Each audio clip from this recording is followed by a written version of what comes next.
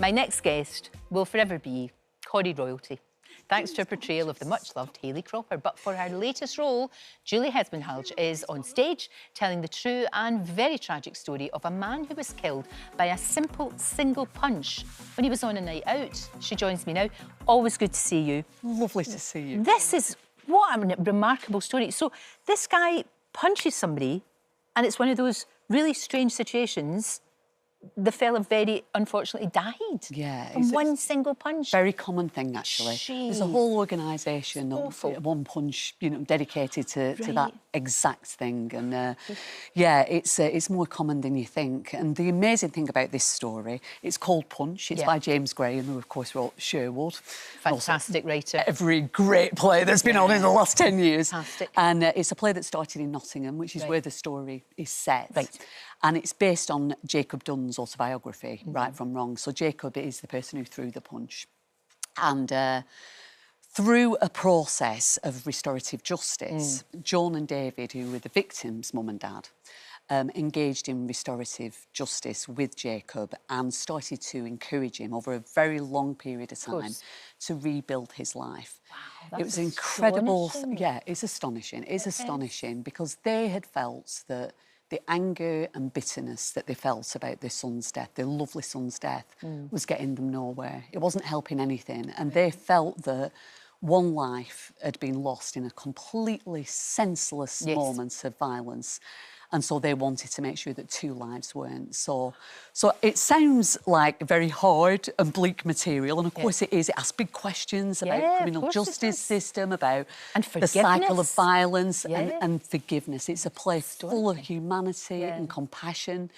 And through it, we've talked to so many people who've been in similar situations. There's an organisation called the Forgiveness Project, and through them I learned that actually forgiveness is far from a wafty... It's powerful, isn't it? It's hugely powerful. Yeah. It takes massive courage and resources to do it. And actually, what ended up happening with Jacob is that he went back to school under the support of Joan and David, got his GCSEs, went to university, got a first in a degree, and now goes into schools and prisons, talking to young people about the cycle of violence that you can find yourself in. And he often shares a platform with Joan, who also speaks on that subject. Jeez, Julie, that's astonishing. You, of course, play Joan. Yes. Yeah. You had to do this play in front of Joan and her husband, David. Yeah.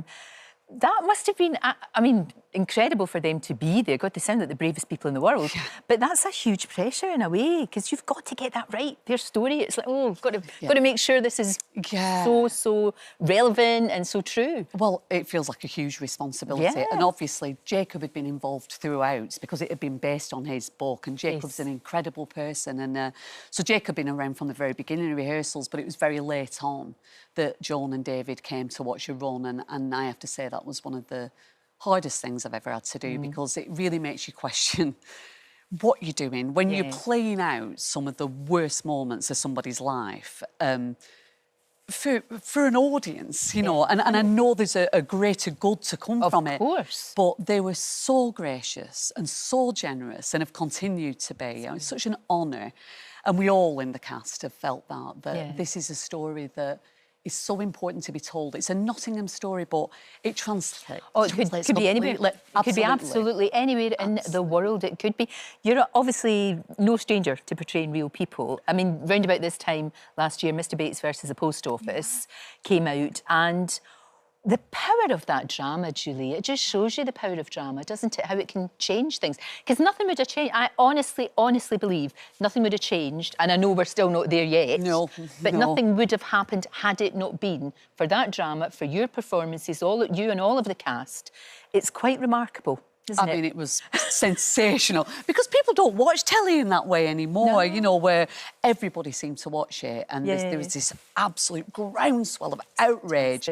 And I mean, it's no surprise to all of us who've been banging on for years about the power of drama, the power of art to change things, that telling stories in that way, it's a way that we can we're encouraged to put ourselves in someone else's shoes. And Yeah. with Mr Bates and the post office, you know, over years there's been fantastic journalism around it, but until you see Monica Dolan sitting surrounded by her receipts, tearing her hair out, and, you know, you immediately go, Yeah. that could be me. Oh. And it's the same with Punch, you know, it makes you think, how would I react in this situation? I know that people go, I could never forgive the person who'd done that. And of course, that's a long process that's been facilitated by professional people. But what it talks about is about the chance to change and our capacity to change and the humanity in that. And my goodness, the world needs a bit of that at the moment. Oh, doesn't it? Doesn't it just? You're 100% right. And I know how